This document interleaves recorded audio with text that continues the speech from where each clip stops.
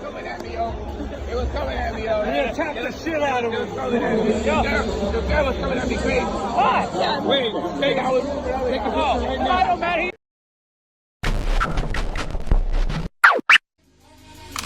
Maybach music. Can anybody out there hear me? Hear me? 'Cause I just wanna...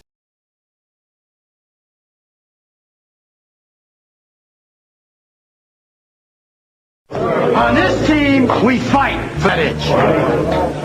On this team, we tear ourselves and everyone else around us to pieces for that itch. Coming in at 320 kilobytes per second, it's time for MattieC's Sports for you and me.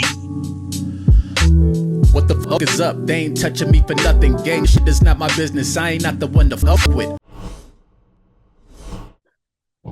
All right, everybody, MattieC Sports for you and me. I got a special guest. This guy right here was at Mohegan Sun at CES Winter Brawl, and he had the punch heard around the arena that night on January 21st. We got Mitch, Louise Charles. How are you doing this morning, my friend? We're doing great. We're doing great. Thank you for having me on your platform. Absolutely. So what a fight you had the other seems like yesterday, but what a fight you had, man. You know, it started slow, and then the wave kind of turned with Castro coming in and trying to get in, and then all of a sudden you go right hook right to the.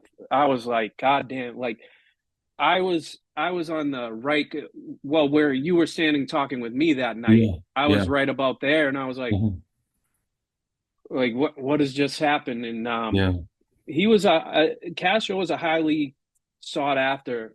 You know, everybody thought, oh, he's gonna win, but you said, nope, no, thank you. You're not just gonna go in there and just not that right hook, man. Jesus. Yeah. So. No. How'd you feel when you fought CES that night? It was a great night. I was feeling really great the whole day. I had some great rest. I had eaten good food. I was chilling the whole day. But the whole training camp, and I had like, to be honest, I had like four weeks and a half. Like I was noticed, like I was training like 4 weeks before. And I wasn't training at all before. So I kind of like, it was short, but I made sure like it was really intense, like a intense 4 week. And I trained with like all the guys out there in Somerville Boxing Club, like Rashidi Ellis, Mike Fontanez, and all the other soldiers from the gym. They helped me, they pushed me every day. The coach, Alex Rivera, even his son helped me too. Andrew Rivera. So it was like a whole team effort, family effort, you know. And I saw one of your corners there too. Was Mike Capiello one of the corners in that? Yes. He was the one who helped me that night because my trainer couldn't make it because he already had like a fight schedule with one of my teammates in another show in Boston, in Dorchester. So so he had somebody help me over there, and it was all right because you know the work was already done in training camp. Like we was like super ready. And I had a good feeling about the knockout beforehand. And my God, man, that like just the execution you had, and to see it live is way different from a TV perspective. Like you could hear that punch hurt, like, and I'm sure you had the fist that made it feel like it hurt. Like, how did it feel? To be honest, it was like it's me and Alex, like we've been drilling my right hand to be more, I would say, less cranky and more like fluid, because I used to like try to like look for to land it like really heavy, but he like helped me like trying to like let it loose and like let it flow a little bit more, and he was like was like, you already got the power. Like, you don't need to force it. Like, guys gonna go down. Just need to let it flow. And we was drilling that. And that was really like it was. Like, I didn't even force it. Like, to be honest, I just let it fly. And I seen him go down. And I Well, was I like, saw him go oh, down too. yeah. I was like, all right.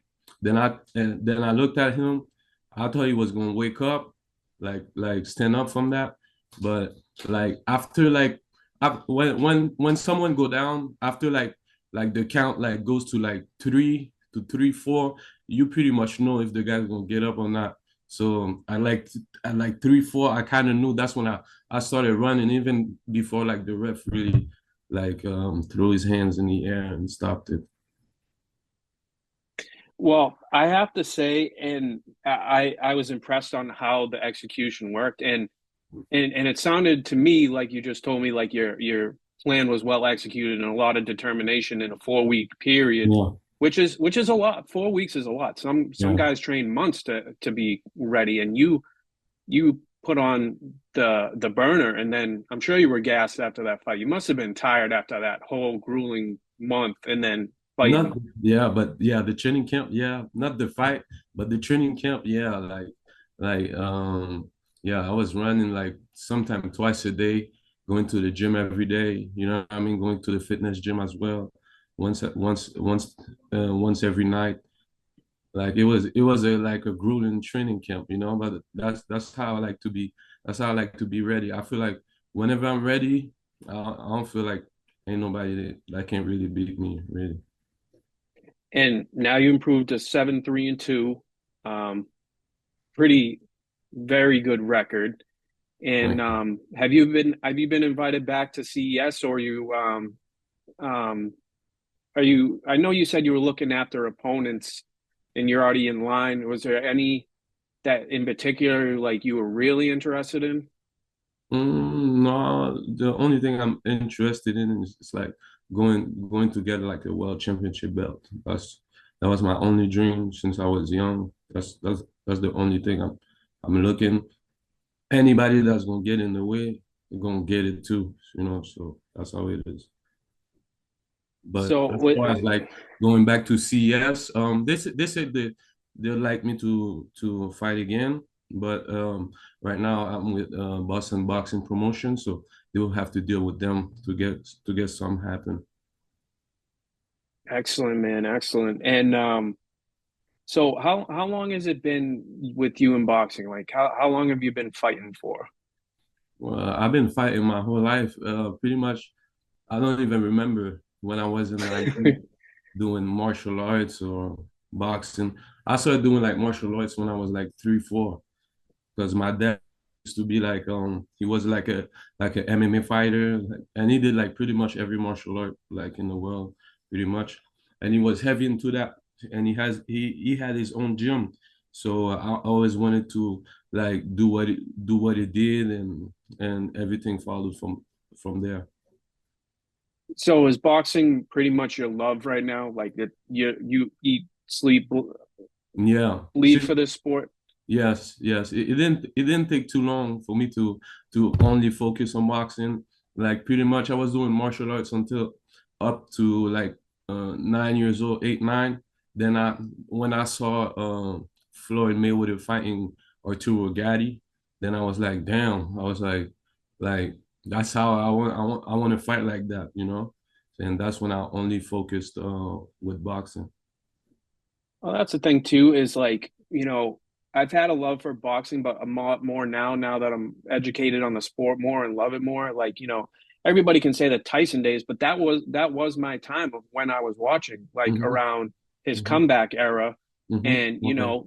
then there came the Castillos, then there came the Hmm. Hmm. Antonio Margaritas, and like some of Yeah. these people, the outside boxing world everybody knows Mike Tyson, but does Yeah. anybody remember Arturo Gatti, Mickey Ward, or Yeah. um, Yeah. That's the Luis era. Castillo? That's the era like that my dad was following. So me pretty much being around him all the time, so that I grew up like kind of that's the first guys that I kind of knew. like about boxing, you know. So like the Shane Mosley's too, like all them Yeah. guys, you know. And Like Diego Vernon Corrales, Forrest, like he yeah. was a killer too, you know.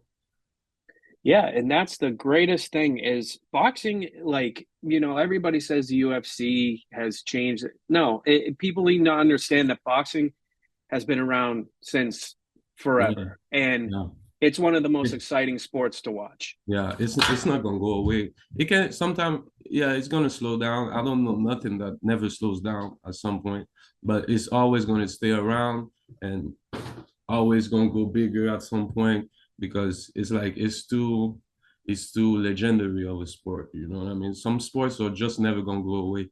You know, but MMA, I appreciate MMA for what it is too. Hmm. You know what I mean? Because I kind of grew up like around that too. You know, my dad doing that professionally, and me following the jujitsu classes, the wrestling classes, and everything. Like I knew that before really focused on boxing. You know, so I appreciate that well too. You know, to me, it's like two different sports, really. Yeah, and that I agree with you because like now my main focus on my show is boxing and MMA, and I'm fortunate to go to both. Yeah. CES, they've welcomed me, and another UFC MMA organization welcomes me. So, and all the fighters have nothing but respect. I've never had a mean interview or negative interview. So, Yeah. like, you guys are human beings, and Yeah. it's not like you just put gloves on and then that's what you do. Not at all. You bleed sweat. Yeah. I don't know how you guys cut weight, man. That shit's crazy. Yeah, that shit was good. And the last usually it's pretty easy for me, but the last one because I had like only 4 weeks and I was pretty high up there, you know what I mean? So I had to like it was pretty hard this one. Like I went to the weigh-in, like that's why people don't know. Like I went through a lot like this training camp, physically, mentally. Like I was drained like to the point I couldn't sweat no more. Like really, not at all. Like I was running the morning of the win. I was still running, but I was so weak that I wasn't really running. I was kind of like, like just like sliding my feet, kind of. That's the only Bobbing thing and I could weaving do. while running. Yeah, doing all that. So yeah, I went through a lot, but I was still confident. You know what I mean? I was just like in a mood of like, just put me in the ring. Like when I'll be fully rehydrated, like it's gonna be a fun night. How many fights do you like? What is your goal for this year? How many fights are you looking to get out besides the one you just had? Yeah, so I would say like total, I would like to have four or five fights. Four, Oh five man, fights. Yeah, I would be looking to get back like in April. I would say March, April, either mid March or like beginning of April. That would be perfect for me. excellent, man, excellent. So my final question to you, man, is, besides the title and um, from then on and so forth, is there any other goals outside of boxing that you want to accomplish? Yeah, yeah, I have a lot of them. Um, I would like to invest my money in like stock market. I like that field. I like that field pretty much a little bit. Uh, Also, I would like to work with like kids that needs a chance because that's the type of environment that I'm coming from. I don't have like the glitter amateur boxing pedigree. And it's not because I wasn't as talented as them. I probably was even more, but it's like circumstances of life like put you on the path that it's yours and you have to follow it. So I would like to be able to be in a position where I could like facilitate like the road to like successful kids like that, because sometimes it's like there's a bunch of diamonds in the rough, like I feel like I am. That's excellent, man, and I truly respect that, giving them back to the kids and stuff, and I truly respect that. Yeah, So thank you, I'm definitely. happy to hear that from you. And I'm Thank you. sure you want to at least enjoy a beer or something on the beach in Haiti, man. I'm not really a beer guy, but yeah, I can do like a little something that's stronger. You know what I mean? But I'm not really a beer guy. But yeah. Can't wait to go over there too, and you know what I mean. Try to help too, but that's another situation that's complicated in itself too. Yes. You know. Yeah. Exactly. Yeah.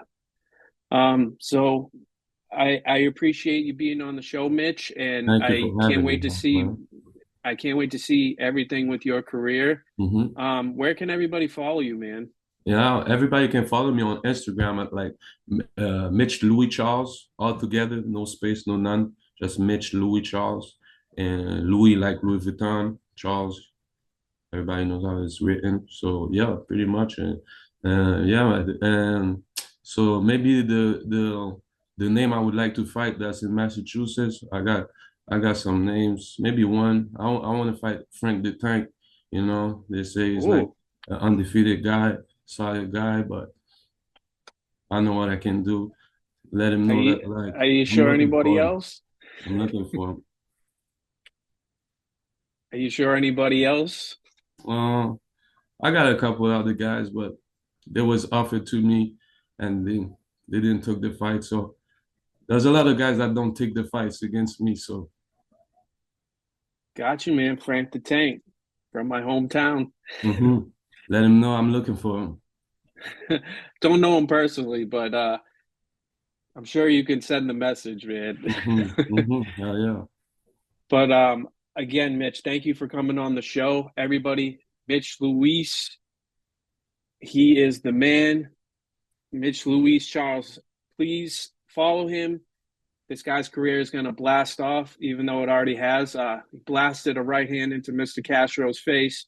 So he's not done. His journey's still continuing. Yeah, that's the slogan. You know what I mean? So Mr. Charles, thank you so much. Thank you, Matt. I appreciate you. Thank you. All right, everybody. MattieC Sports. Thanks for watching MattieC Sports for You and Me. Make sure to follow MattieC on Matt Cameron 23 on Twitter, MattieC 23 on Instagram, and subscribe to MattieC Sports for You and Me on YouTube.